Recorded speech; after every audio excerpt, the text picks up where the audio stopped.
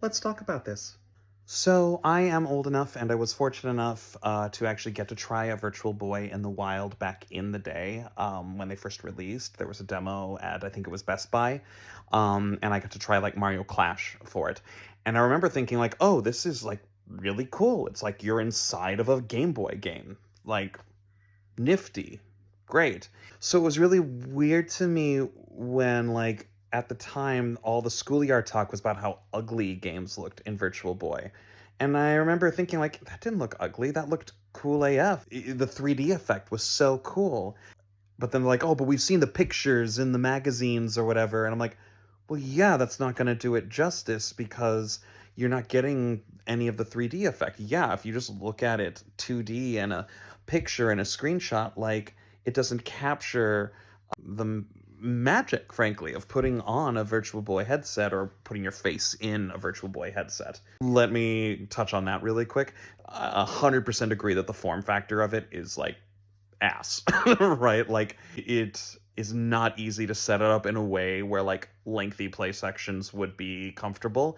But that also brings us to the fact that the Virtual Boy wasn't made for lengthy play session. Something I've learned from playing the games in this not virtual console, NSO release is that all of the games have an automatic pause option because you are supposed to take breaks from any kind of VR experience. This is true of, I believe, the Quests and other modern VR headsets like that as well. You are supposed to take breaks after every 30 minutes, just like you were supposed to take breaks every 30 minutes if you were using 3D mode on a 3DS. But yeah, not gonna deny that the form factor and the neck pain stories about the Virtual Boy are probably 100% true.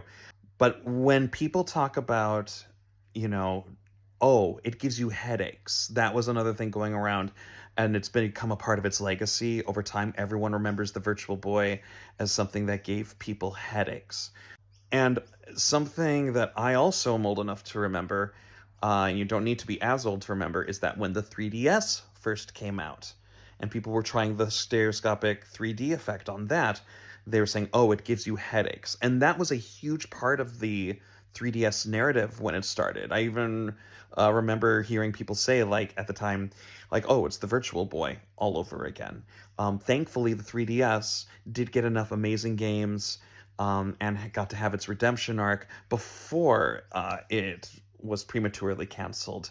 And I'm not even sure that you can say that the Virtual Boy was prematurely canceled because that form factor was so bad. The misinformation I want to clear up, at least from my perspective, is that there weren't good games for this beyond Wario Land, which, yeah, I've been playing that for the first time as intended in my life, and it's at least a 9 out of 10 platformer.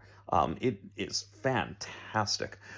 But I can go through all of the games in this launch for the NSO app one by one and tell you, like, there isn't a bad game among them. In fact, I think they're all at least good, or at least can have a case made for them that they're good. Starting off with the golf game, which is the most blasé one. Yeah, it's a Nintendo golf game. Like, it's kind of hard to screw that up, and they don't, honestly. The only screw up was that it was on a doomed console. But it works great. I've been enjoying practicing on all of the different courses and such. Then you've got Red Alarm, which is one that through history, because people haven't gotten the experience of actually seeing it with the 3D effect, they're only going off of either snapshots or off of 2D emulation. They're like, oh, game is impossible to play. It's gross to look at. Like, when you play it in 3D, it's just, you're in a Star Fox game. It's got all range mode. It's Star Fox, but you can actually like control the speed of your craft for extended periods. The pinball game, the physics on it are a little floaty for my tastes, but I love pinball and I like the game. It's got some really cool stuff in it. There's one whose name is escaping me right now. It was originally released in Japan. It's a horror game, and it's really cool. That's the one that's like closest to like what one would consider a proper like VR experience, because it's a first person kind of dungeon crawler kind of game. Um, but there are monsters, and you aim your weapon at the monsters, and you pew pew them. And I'm not really sure what I'm doing in it, but it looks so cool and feels so cool that I don't really mind, and I'm happy to just, die a bunch in it, and fail a bunch in it as I figure out what to do, because the experience of playing it is so very cool. 3D Tetris is one that I actually tried on emulation because I'm like, how can you mess up Tetris?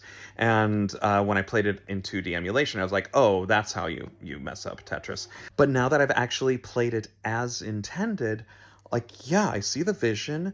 It's not necessarily like my favorite way to play Tetris. It's definitely not, because Tetris Effect exists. And once I figured out exactly how it's supposed to work, yeah, I found it very engaging. And then that just leaves Tolero Boxer, which I think is my favorite game of the bunch. It's a first-person robot boxing simulator.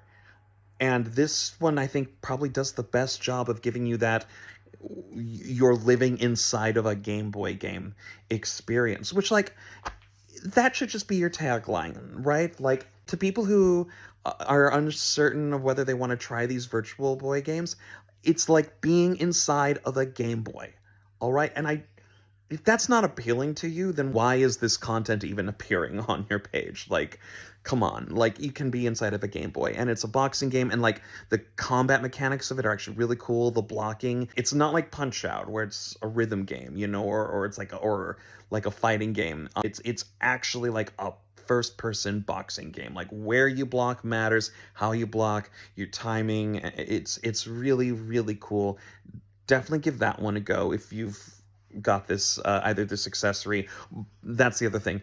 Get the cardboard accessory if you can. It's much more comfortable to play. Like, the other one, it's pretty, I'm sure it would make a great display.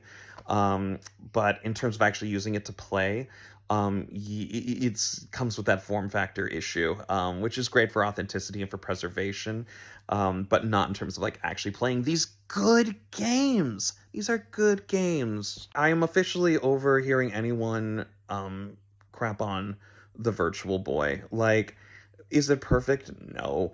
It is just not as bad as history has taught us and as conventional wisdom has taught us that it is. If you can get the cardboard accessory, please do, and give these games a shot.